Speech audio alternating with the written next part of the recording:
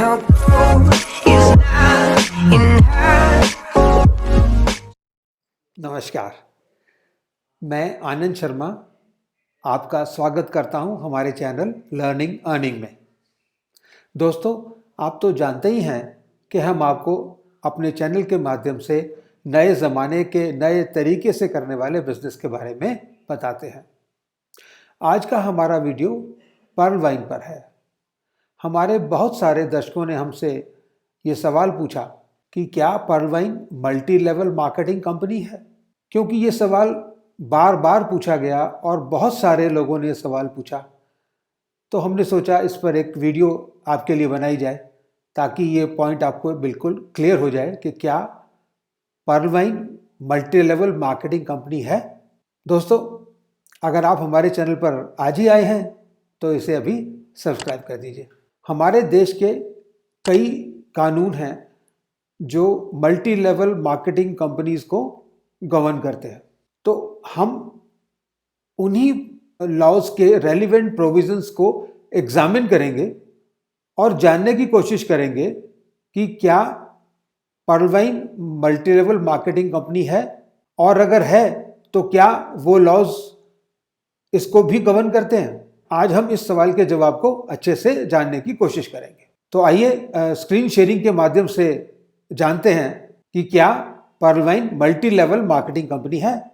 ये आप स्क्रीन पे देख रहे हैं हमारा research page, is Pearl Vine a multi level marketing company. देखिए, ये model framework for guidelines on direct selling आई थी 2016 में, और इन गाइडलाइंस ये गूगल पर अवेलेबल हैं, उसका लिंक यहाँ दिया हुआ है। हम लिंक से वहाँ चलते हैं और आपको दिखाते हैं।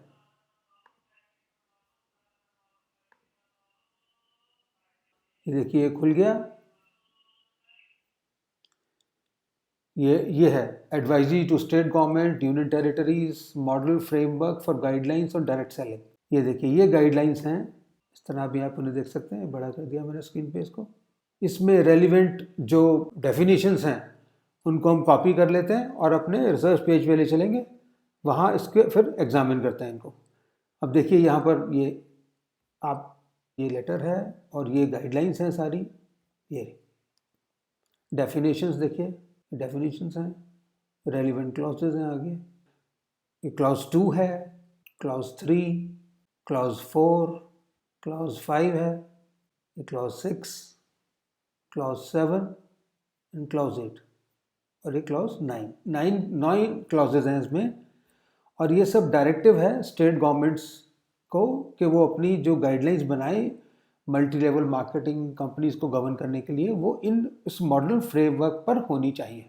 तो अब यहाँ से जो रेलिवेंट प्रोविजंस हैं इनको कॉपी कर लेते हैं और हम चलते हैं अपने रिसर्च पेज पर। ये आ गए हम अपने रिसर्च पेज पे। देखिए, सबसे पहले ये जानने की कोशिश करते हैं कि क्या पर्ल वाइन, ये क्लॉज 1 जो है मॉडल फ्रेमवर्क गाइडलाइंस की, उसमें डेफिनेशंस दी हुई हैं। सबसे पहली रेलिवेंट क्लॉज है क्लॉज 4, जिसमें डायरेक्ट सेलर को डिफाइन किया हुआ है। देखिए, डायरेक्ट सेलर का मतलब यहाँ पर है, direct seller means a person appointed और ऑथोराइज्ड डायरेक्टली और indirectly by a direct selling entity through a legally enforceable written contract to undertake direct selling business on principal to principal basis. इसमें 3 चीज़ें निकल कर आई इस डेफिनेशन में। एक तो कोई भी आदमी को कौन अपॉइंट करता है, डायरेक्ट सेलिंग एंटिटी जो होती है, अगर वो अपॉइंट करता है। दूसरा, लीगली एनफोर्सेबल रिटन कॉन्ट्रैक्ट के थ्रू अपॉइंटमेंट होती है उसकी। और तीसरा, जो आदमी को अपॉइंट किया जाता है, जिस पर्सन को अपॉइंट किया जाता है, he undertakes to do direct selling business. तो 3 इसकी सेलिएंट फीचर्स डेफिनेशंस क्या है। तो पर्ल वाइन, अगर हम इसको कंपेयर करें पर्ल वाइन से, तो पहली बात, Pearl Vine direct selling entity नहीं है, क्योंकि हम कोई प्रोडक्ट यहाँ सेल ही नहीं करते। दूसरा, लीगली एनफोर्सिएबल रिटन कॉन्ट्रैक्ट, यहाँ पर पर्ल वाइन में कोई भी लीगली एनफोर्सिएबल रिटन कॉन्ट्रैक्ट जो भी आदमी पर्ल वाइन ज्वाइन करता है उसके और पर्ल वाइन के बीच में नहीं होता। और तीसरा, the person who joins Pearl Vine कोई अंडरटेकिंग नहीं देता कि वो डायरेक्ट सेलिंग बिजनेस करेगा। इस डेफिनेशन के जो तीनों सेलिएंट फीचर्स हैं वो अपने आप सेल्फ डिस्क्राइबिंग है। अगर हम इसको पर्ल वाइन की कसौटी पर रखते हैं तो हम पाते हैं कि पर्ल वाइन का में जो आदमी बिजनेस ज्वाइन करता है, पर्ल वाइन का बिजनेस करता है, उसको आप डायरेक्ट सेलर नहीं कह सकते, क्योंकि वो इस डेफिनेशंस में फॉलो ही नहीं करता। इसकी किसी भी कंडीशंस को वो पूरा नहीं कर पाता, इसलिए वो डायरेक्ट सेलर नहीं कहलाएगा। देखिए क्लॉज 1 की एक और नेक्स्ट डेफिनेशन है क्लॉज 5 में, नेटवर्क ऑफ डायरेक्ट सेलिंग। यहाँ पर इस क्लॉज की एक्सप्लेनेशन में ये बताया गया कि नेटवर्क ऑफ डायरेक्ट सेलिंग का मतलब क्या है। Network of direct selling means any system of distribution और marketing adopted by a direct selling entity to undertake direct selling business and shall include the multi-level marketing method of distribution। तो इसका अर्थ ये हुआ कि जब Pearl Vine direct selling entity ही नहीं है और दूसरा वो अंडरटेक नहीं करती direct selling business, direct selling entity नहीं है, डायरेक्ट सेलिंग बिजनेस ही नहीं करती, तो मल्टी लेवल मार्केटिंग मेथड हो या ना हो उससे कोई फर्क ही नहीं पड़ता। तो अल्टीमेटली क्लॉज 5 में जो डेफिनेशन है नेटवर्क ऑफ डायरेक्ट सेलिंग की, इससे भी पर्ल वाइन बाहर हो जाती है। अब हम नेक्स्ट क्लॉज पे चलते हैं। क्लॉज 6 है, इसमें डायरेक्ट सेलिंग को डिफाइन किया हुआ है। डायरेक्ट सेलिंग क्या होती है? देखिए डायरेक्ट सेलिंग मैं पढ़ता हूं आपके लिए। Direct selling means marketing, distribution and sale of goods और providing of services as a part of network of direct selling other than under a pyramid scheme. अब देखिए बड़ा इंटरेस्टिंग है इसके अंदर कि डायरेक्ट सेलिंग का मतलब है सेलिंग ऑफ गुड्स और सर्विसेज। तो पर्ल वाइन में ना तो कोई गुड्स हैं और ना कोई सर्विसेज है, लेकिन फिर भी हम इसको चेक करते हैं। इसको चेक कैसे करेंगे कि गुड्स की डेफिनेशन हम देखते हैं सेल ऑफ गुड्स एक्ट 1930 में गुड्स को कैसे डिफाइन किया हुआ है, और सर्विस को कंज्यूमर प्रोटेक्शन एक्ट 1986 में डिफाइन किया हुआ है। तो हम पहले गुड्स की डेफिनेशन को देखते हैं, गुड्स को सेल ऑफ गुड्स एक्ट 1930 में कैसे डिफाइन किया। देखिए ये क्लॉज 7 है, definition of goods means every kind of movable property other than actionable claims and money and includes stock and shares, growing crops, grass and things attached to or forming part of the land which are agreed to be severed before sale or under the contract of sale। अब आप पाएंगे कि Pearl Vine में तो ऐसा कुछ होता ही नहीं, कोई कुछ है ही नहीं, कोई मूवेबल प्रॉपर्टी नहीं, आपको कुछ मिलता नहीं। जब आप पर्ल वाइन ज्वाइन करते हैं या जब आप पर्ल वाइन में किसी को स्पॉन्सर करते हैं और या उसको बिजनेस ज्वाइन कराते हैं, तो यू डोंट सेल एनीथिंग। कोई ऐसा इस डेफिनेशन में कोई भी ऐसी गुड्स नहीं है, ना कोई मूवेबल प्रॉपर्टी है, ना कोई एक्शनेबल क्लेम्स हैं, ना मनी है, ना स्टॉक एंड शेयर्स है, ना ग्रोइंग क्रॉप्स है, कुछ भी नहीं है। तो ये क्लियर है कि पर्ल वाइन, ये जो सेल ऑफ गुड्स एक्ट की डेफिनेशन गुड्स वाली है, हमें पता लग गया कि गुड्स क्या होते हैं। इसी तरह आगे देखते हैं सर्विस को डिफाइन किया हुआ है कंज्यूमर प्रोटेक्शन एक्ट 1986 में। सर्विस की डेफिनेशन भी आप देखेंगे तो पाएंगे कि इसमें ऐसा कुछ भी नहीं है जो पर्ल वाइन से कनेक्टेड हो या पर्ल वाइन में वैसा ही काम होता हो। पर्ल वाइन में हम कोई सर्विस नहीं देते। वैसे सेल ऑफ गुड्स एक्ट का भी मैंने लिंक इसमें दिया हुआ है, आपको डिस्क्रिप्शन में मिलेगा वीडियो की। कंज्यूमर प्रोटेक्शन एक्ट 1986 का भी लिंक आपको डिस्क्रिप्शन में मिलेगा, ये दिया हुआ है नीचे। इनको क्लिक करके आप उनकी रेलिवेंट एक्ट पे जा सकते हैं, रेलिवेंट प्रोविजंस को पढ़ सकते हैं, आप उनको अच्छे से और समझ सकते हैं। और हमने अपनी अंडरस्टैंडिंग के लिए यहीं पर इसको एक अपने रिसर्च पेज पे रख लिया था ताकि इसको हम अच्छे से जल्दी से कवर कर सकें। तो अब हम वापस आते हैं डायरेक्ट सेलिंग में इस डेफिनेशन पर। Direct selling means marketing and distribution of sale of goods और प्रोवाइडिंग ऑफ सर्विसेज। हमने देखा कि पर्ल वाइन में जो सेल ऑफ गुड्स में डेफिनेशन है गुड्स की, और सर्विस की डेफिनेशन है कंज्यूमर प्रोटेक्शन एक्ट 1986 में, वो कहीं मैच नहीं करती।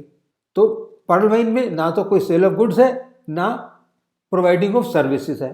तो क्लॉज 6 ऑफ डायरेक्ट सेलिंग की जो गाइडलाइंस हैं, इससे भी पर्ल वाइन बाहर हो जाती है, उसमें कवर नहीं होती।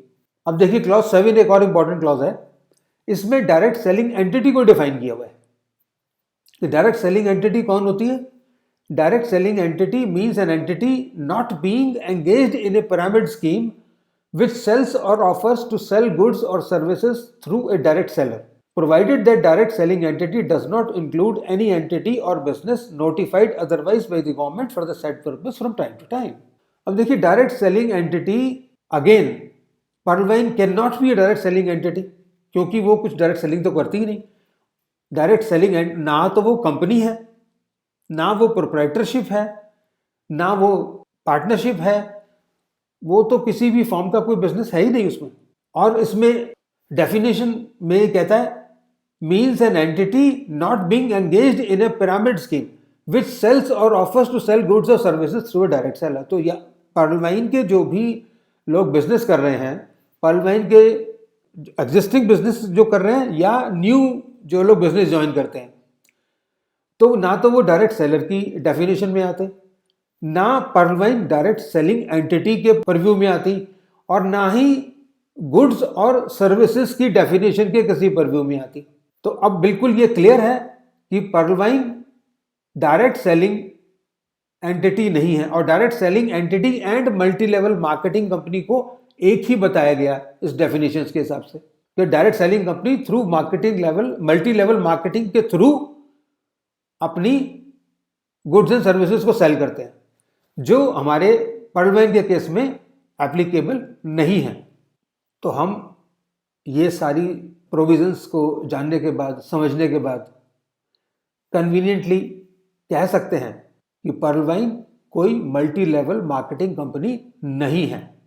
देखिए direct selling and multi level marketing companies को जैसा हमने शुरू में जाना था कि इनके लिए ही गवर्नमेंट ने मॉडल फ्रेमवर्क फॉर गाइडलाइंस बनाया था 2016 में, जो सभी एमएलएम या डायरेक्ट सेलिंग कंपनीज को गवर्न करता है, और उसी की एडवाइस दी गई थी बाकी सभी स्टेट गवर्नमेंट्स को कि वो भी अपनी guidelines in view of this framework, model framework के अकॉर्डिंगली अपनी गाइडलाइंस को बना लें।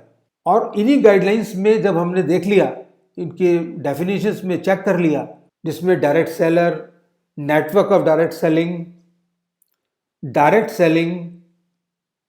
सेलिंग एंटिटी, गुड्स और सर्विसेज, सबके डेफिनेशंस में कहीं पर भी पर्ल वाइन किसी भी डेफिनेशन के परव्यू में नहीं आती। तो on the basis of all this we can safely say कि पर्ल वाइन कोई मल्टी लेवल मार्केटिंग कंपनी नहीं है, ना ही कोई डायरेक्ट सेलिंग कंपनी है, और ना ही मल्टी लेवल मार्केटिंग कंपनी है। हमें उम्मीद है कि आपको हमारा ये वीडियो पसंद आया होगा। अगर आपको ये हमारा वीडियो अच्छा लगा हो तो इसे लाइक एंड शेयर कर दीजिए, चैनल को सब्सक्राइब कर दीजिए, बेल आइकन को प्रेस कर दीजिए, ताकि आपको हमारे आने वाले वीडियोस के नोटिफिकेशंस मिलते रहें। फिर मिलते हैं अपनी नई वीडियो के साथ। नमस्कार।